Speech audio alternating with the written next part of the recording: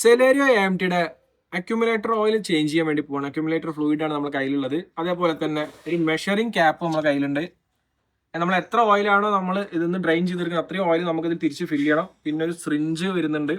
Scanning tool വെച്ചിട്ട് നമുക്ക് programme മോഡിലേക്ക് ആയിട്ട് ഓയിൽ ഡിസ്ചാർജ് ചെയ്യണം. എന്നാൽ മാത്രമാണ് ഓയിൽ എന്ത് ചെയ്യുള്ളൂ, റിസർവോയറിലേക്ക് തിരിച്ചു വരുള്ളൂ. ഇതിൽ നമുക്ക് ട്രാൻസ്മിഷൻ കൺട്രോൾ മോഡ്യൂൾ TCMലേക്ക് കണക്ട് ചെയ്യുക. പിന്നെ നമുക്ക് TCMൽ ട്രബിൾ കോഡ്സ് എന്തെങ്കിലും ഉണ്ടോ എന്ന് ചെക്ക് ചെയ്ത് നോക്കാം. ട്രബിൾ കോഡ്സ് കാര്യങ്ങളൊന്നുമില്ല.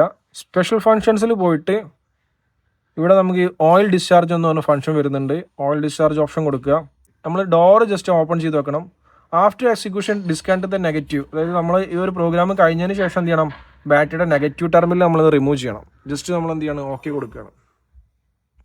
ഇതിൽ അടുത്ത കണ്ടീഷൻ പറയുന്നത് എൻജിൻ സ്റ്റോപ്പ് ആവണം, ഇഗ്നിഷൻ ഓൺ ആവണം, ന്യൂട്രൽ പൊസിഷൻ ആവണം. നമ്മൾ ഗിയർ പൊസിഷൻ ന്യൂട്രാണ്, നമുക്ക് ഡിസ്പ്ലേയിൽ കാണാൻ പറ്റും. പാർക്കിംഗ് ബ്രേക്ക് അപ്ലൈ ചെയ്തിട്ടുണ്ട്. അപ്പോൾ നമ്മൾ എന്ത് ചെയ്യണം, ഓക്കെ ബട്ടൺ നമ്മൾ പ്രസ് ചെയ്യണം. ഇപ്പോൾ ഓയിൽ തിരിച്ച് നമ്മൾ എന്ത് ചെയ്യണം, റിസർവോയറിലേക്ക് എന്ത് ചെയ്യണം, തിരിച്ച് പമ്പ് ചെയ്യും.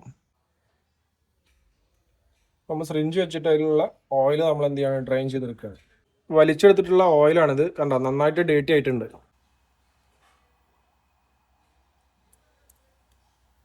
ഇഗ്നിഷൻ നമ്മൾ ഓൺ ചെയ്യാണ്. ഓട്ടോമാറ്റിക്കലി ലൈറ്റ് ഇൻഡിക്കേഷൻ കത്തുന്നുണ്ട്. ഇപ്പോൾ ഓഫ് ആയിട്ടുണ്ട്. അപ്പോൾ പ്രത്യേകിച്ച് ട്രബിൾ കോഡ്സ് കാര്യങ്ങളൊന്നും ഇല്ല. നമ്മളെ സർവീസ് പ്രോപ്പറായിട്ട് കംപ്ലീറ്റ് ആയിട്ടുണ്ട്.